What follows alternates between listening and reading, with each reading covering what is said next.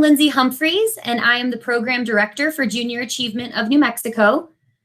Junior Achievement's mission is to inspire and prepare young people to own their economic success. And I want to thank you all for joining us as we are starting this new program called JA Virtual Career Speaker Series.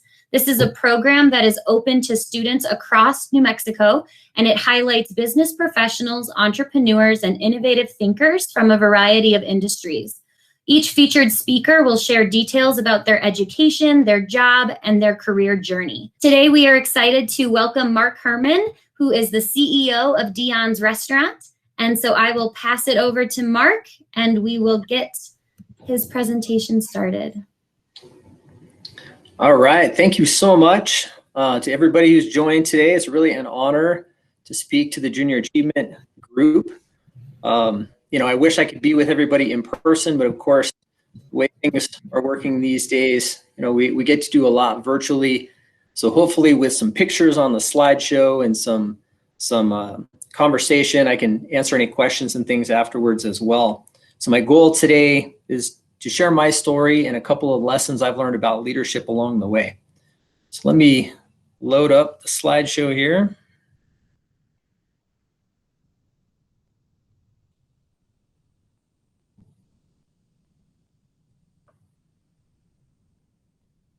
Well, let's try this again.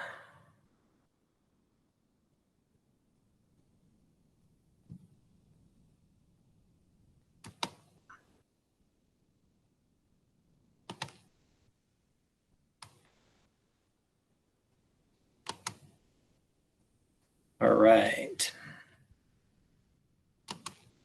The slides coming through? Yes, they are. Thank you. So first, a few things, just a little bit about Dions. Hopefully everybody knows our company and our restaurants and what we do. I wanted to give a little bit of an understanding of what we've been up to. We have 25 locations throughout New Mexico, Texas, and Colorado. We, of course, did start right here in Albuquerque way back in 1978. And this year, we will sell enough pizza, salads, sandwiches, and ranch dressing to total about $78 million. So we become, from that little start back on the street corner in Albuquerque, we've become quite a bit larger. We have about 2,000 employees that it takes to do all of that work. And a question I get asked a lot is about ranch dressing. We sell about 1,000 gallons of ranch dressing every week. So lots of those little cups going out all the time. Some of the things that we're known for at Dions, we are one of the busiest pizza restaurants in the United States. We're in the top 5 busiest pizza places in the US, which is cool because we don't serve any kind of beer or wine or alcohol. It's just pizza, salads, and subs. We've won a National Excellence Award. We were a top 5 winner along with Chick-fil-A and In-N-Out Burger and places like that for excellent service and food. And of course, we've won lots of awards for best pizza and best sandwich, best family restaurant, a number of those kinds of things. So I've been working with Dions for a lot of years. I'm going to tell you some about that story. And when I meet people, of course, I get to hand them my business card. And my business card has my title on it, has the logo and all the information to contact me. And it's kind of the formal part of my job. But what's really important to me is not what's on the front of my business card. As a CEO, I get to make lots of decisions about where does Dion's build restaurants, what kind of things go on our menu, what kind of quality ingredients we use. But the exciting part about my job is really not defined by that. It's really what I have on the back of my business card. And on the back of my business card is my personal motto. I heard this from a UNM professor years ago and it stuck with me. And he told me this African proverb, which is, if you want to go fast, go alone. But if you want to go far, go together. And so you can see in this picture, that's what Dion's is really about to me. As much as the pizza or the ranch dressing, it's really about people. And one of the things we do best is bring young people in, teach them how to work as a team. We train them. And then they go off to do all kinds of different things. Some careers with Dions, some other careers like lawyers and doctors and fighter pilots and all kinds of great things. But it's this training and working together that is the most fun part of my job. So what I want to do today is talk to you a little bit about how did this become my motto in life and in work, and share a little bit with you about what that means for Dions and then what has meant for me in my personal life. So I was born right here in Albuquerque way back in 1969. There's a picture of me and my mom and dad and my brother and sister. And our dog, Hollywick. I'm the little guy in the middle there. And my parents, my brother and sister really helped shape me, as did growing up in Albuquerque. And it is a fantastic place to live. I got the chance to, grow up playing soccer and cross-country skiing. And really it was my upbringing from my parents that helped shape the way I lead. A couple of stories I wanted to share with you today about that really have stuck with me over the years. The first one is a story about me and my mom. So I was about 5 years old, and I was in the car with my mom, and we stopped to get gas. And when we stopped at the gas station, there were two young men in a car next to us, and I was listening to them and watching them, and I heard them, and they were making fun of my mom for how she looked, for the fact that she was a little bit overweight.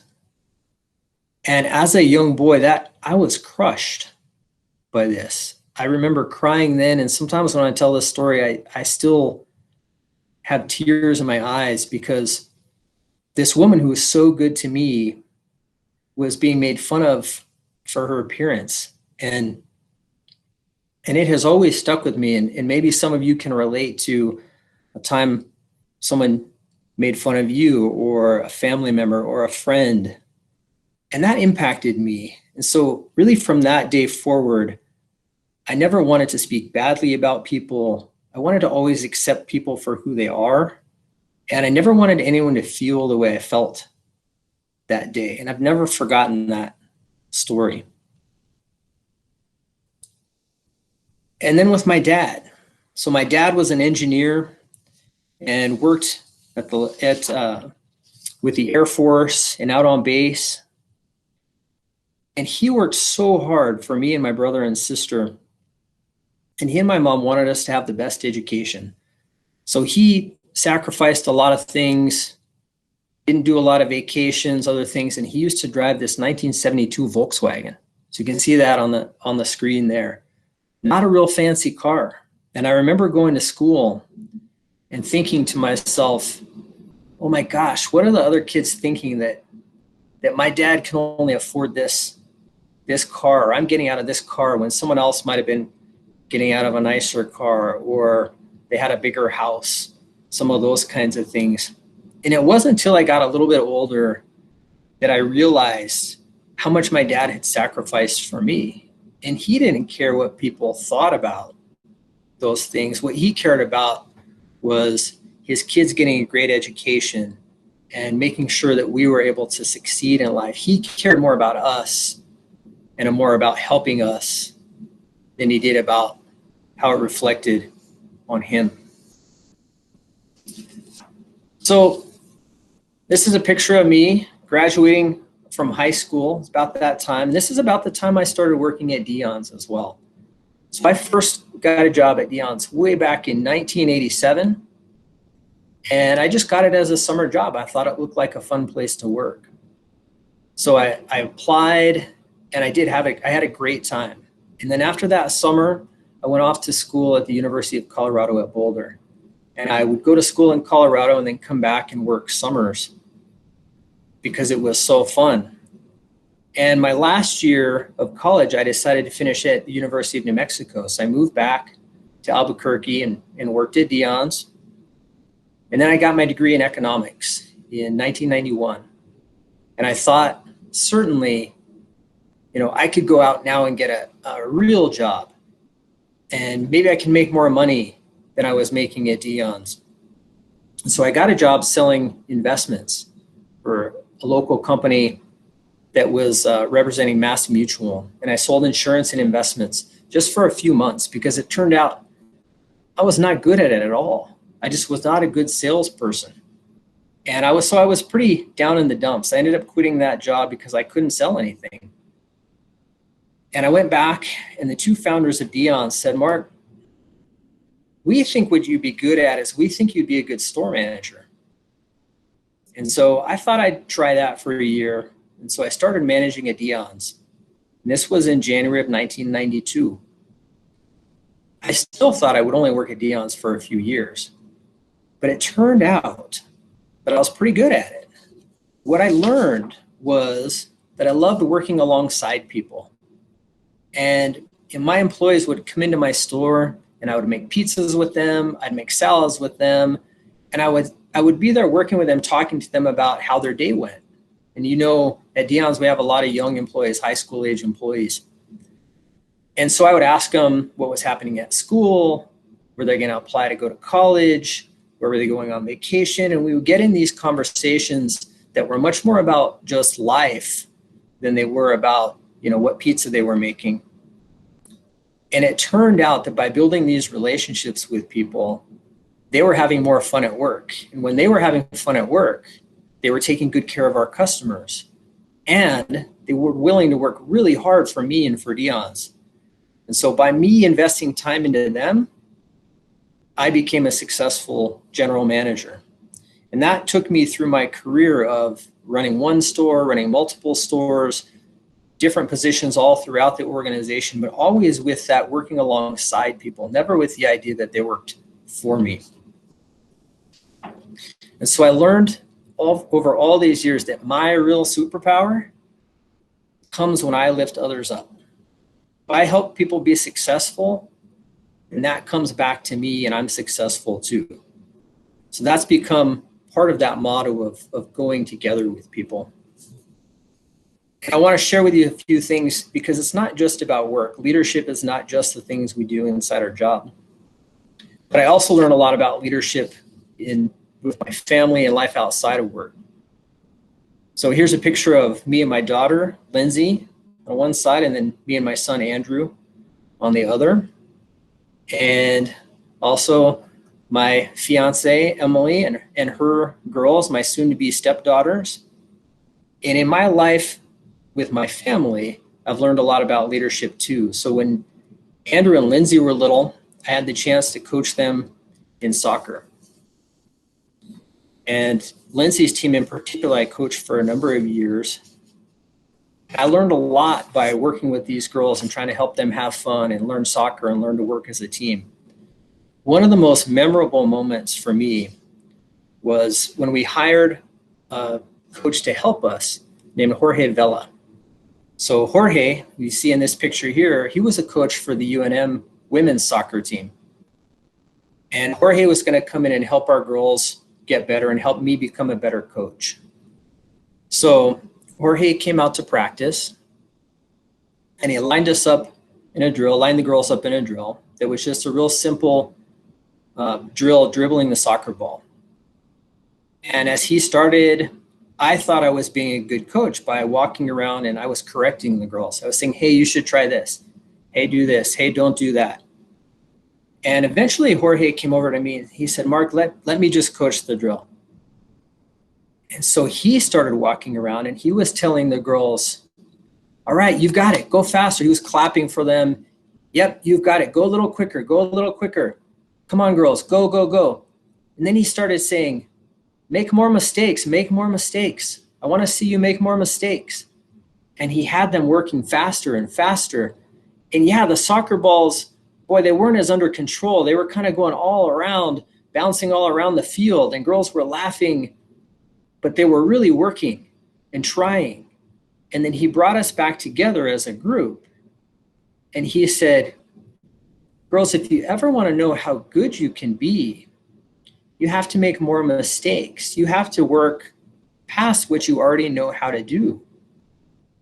And I don't know about for you, but for me, sometimes that's really hard to know I'm doing something that I might not be able to do right. where I might make a mistake, or I might be embarrassed to raise my hand and ask a question. I might be embarrassed to meet somebody and put myself out there. And what Jorge taught me is that's actually how we learn and grow, is by making mistakes. So we don't just grow because we got the answer right. We grow because we got the answer wrong. And that has stuck with me in business as well, so that I can, take more chances and run the business in a way where we can try things. I've also been a runner most of my life. And last year, I decided I would try the Mount Taylor 50K race. So Mount Taylor is the big mountain you see off to the west of Albuquerque, and it's over 11,000 feet tall, taller than the Sandias. And they have a race every year, and it's 50 kilometers, so 31 miles. And I'd never done anything like this of that distance. And so I started to train just like I might have for a 5K or a 10K. And along the way, I was having a lot of trouble with this. I remember one run in particular, I was running about 17 miles. And by the time I got back to my house, I was so dehydrated and my legs hurt so bad that I just had to lay down in the concrete in the shade for about 30 minutes. I just laid there, not knowing if I was going to get up again or not. It was so hard. And if I couldn't make 17 miles, how would I make 31 miles? And so I talked to some of the people who organized the race, and I said, look, I don't know if I'm doing this right. I don't think I'm going to be able to make it. Maybe I need to drop out. They said, no, you need to talk to some people who've done this race before. And so I started to go on runs to train with other people who had run these kind of distances before. And they taught me to slow down, and they taught me to drink more water, and they taught me to eat better along the way. And they helped me understand how to do an ultra, how to run 50 kilometers and make it. And by the time it came to race day, instead of that 17 miles where I could barely even walk after, I finished that 31 miles an hour faster than I thought I would. And it really was almost easy in a way. And it was because of the tips they gave me. And that's one of those things that it just taught me, don't forget to ask for help. People like to help out. So 3 things I would like you to remember from today. One is about, going together, lifting others up. One is about being willing to make more mistakes. And another is about learning to ask for help. So I want to pause here and take questions. They can be about Dions or anything we've talked about today, about leadership, but kind of anything that that's on your mind that you'd like to know.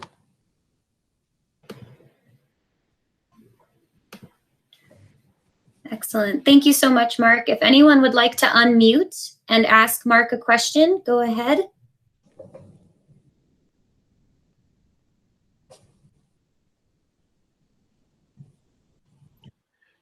Hi, this is Chad Mady. Hi, Can Chad. you hear me? Hi, yes, I'm the avid teacher at John Adams Middle School, and I have some of my students on the call here. And first of all, thank you so much for your presentation.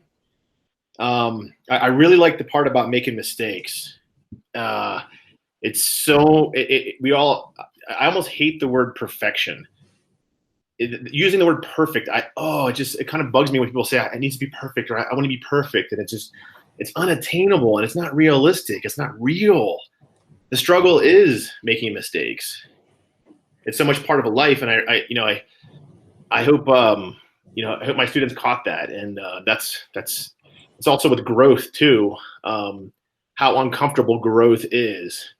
Like, a lot of people want to stay in their comfort zone all the time. And when you're uncomfortable, a lot of times you're doing the right thing.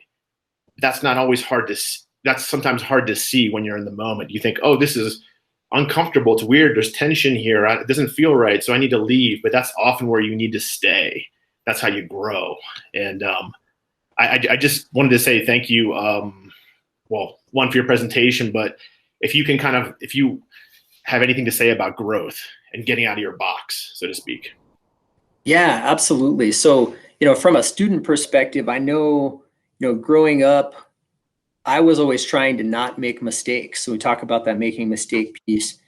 And sometimes that meant I might get a good grade, but I may not have really learned something, or I may not have taken a chance in, an art class or on a writing project to really try something new.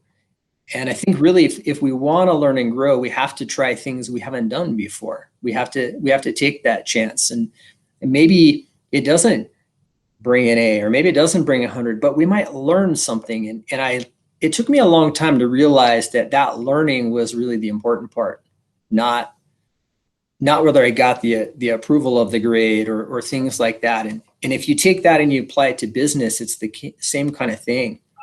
The people we see in leadership aren't successful because they only did things that they knew were 100%, sure bets. They took chances. They tried a new idea. They tried a new, in the restaurant business, they tried a new recipe. Sometimes things don't, when you first try them, they don't taste very good. And you got to try them again and again and again to get them right. And so I think any of us for growth, as students or as business people, we have to be willing to fail if we want to make progress. Thank you. Yeah, thanks, Chad. Any other questions from our participants? I know we have a couple coming through the chat, so we can have Patricia, if you would like to unmute and ask those for our participants who are asking via chat. Sure. Thank you, Mark, for that presentation. We have a comment and question from Marianne Ireland. She teaches a marketing and DECA class, and they talk a lot about advertisement. And her question is, what is Dion's advertising philosophy? Our main advertising at Dions is done through two things. One, we do it through what we call operational excellence. So we advertise by how we show up for customers. The more we can provide a consistent experience, consistent food, consistent service, we think we can gain word of mouth advertising that way. The next piece I would say that's most important to us is community involvement. So our focus, because we hire so many young people, our focus is youth development. So we get involved with organizations like Junior Achievement, or like Horizons, which is a summer learning program, or New Day, which is a homeless youth shelter, or APS Athletics, a number of different organizations to try and work with young people. And we can provide food, we can provide our time. We provide training for job applicants, how to fill out resumes, things like that, to high school students. So that kind of community advertising is probably our most important. And then we do have a pretty good social media following. So, we like to do a lot on Facebook and Instagram and things like that, to really just to connect with our fans and talk to people and try and create conversation. But very little paid advertising in terms of radio, TV, things like that. We'd rather spend our money on kind of the food, the service, and our people. Thank you. Excellent. Anyone else that is on our video chat that would like to ask questions, or we can keep going through the chat box if that's easier for people. What is your favorite part of your job? The favorite part of the job? Of course, eating pizza is probably my favorite part of my job. But the next favorite part is how many different people I get to work with. So I mentioned that we have 2,000 employees and 25 stores. And so I get to spend lots of time with lots of different people at our office and in our stores. And sometimes I go out to stores and I get to go make pizzas, and the employees are really surprised. Like, wait a minute, you know how to make a pizza? So I can stand there and make a pizza with them, and we can talk about life. That's my favorite. Excellent. Patricia, are there more in our chat box? Yes, we have another question from Jeanette Salazar. And her question is, how does Dions support all the students they employ? I think the best thing we do for students is, we bring young people in and we first believe in them. A lot of people ask us, how do you get so many young people to work so hard and smile so much in the back room? And a lot of it is by believing in them, that they're capable of doing this. And we train them. We have a pretty rigorous training program where we teach them how to make decisions the Dion's way, which is a set of 5 values. And all our employees know the values, and that's their guidepost, but we trust them. I think young people don't get enough credit sometimes for what they're capable of. And if you give them those guidelines, those values, and then you expect more of them, our experience is that they step up. So we support them through that kind of training, through their work. And then we do all kinds of different things to support organizations they may be related to, like schools, or help them with classwork, class projects. We have UNM groups and high school groups that will come to our office for different classes on things like social media marketing and other things. So a lot of it is through the training and then trying to support the organizations they're involved in.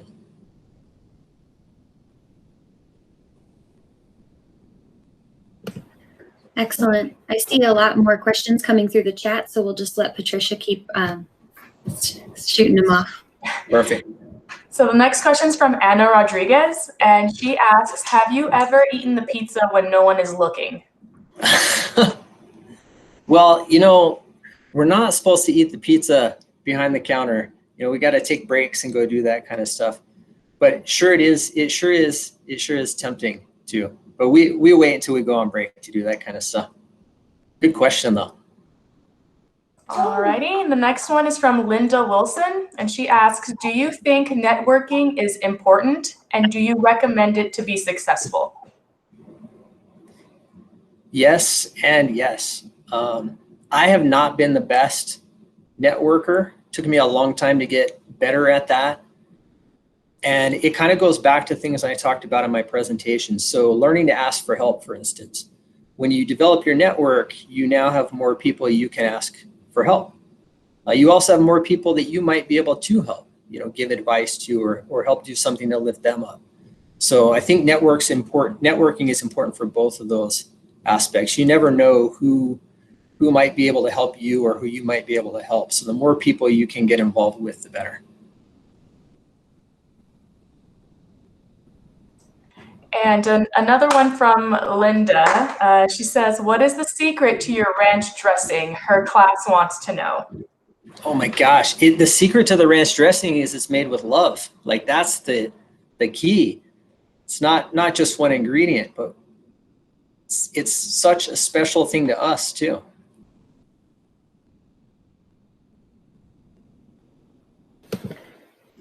Excellent. Is there one more? I think there's one more. I hope I'm saying this right. Hazea Fuller wants to know, do you get a discount on pizza? Sometimes. It is also one of the benefits of my job that I get to try and eat a lot of pizza. And like a lot of our employees, we do some employee discounting, and I do get a discount sometimes. But when I go in, my family, I got to pay just like everybody else. So thank you all so much for joining us today. And Mark, thank you so much again. It's a pleasure to have you on today. Thank you all very much. I appreciate it.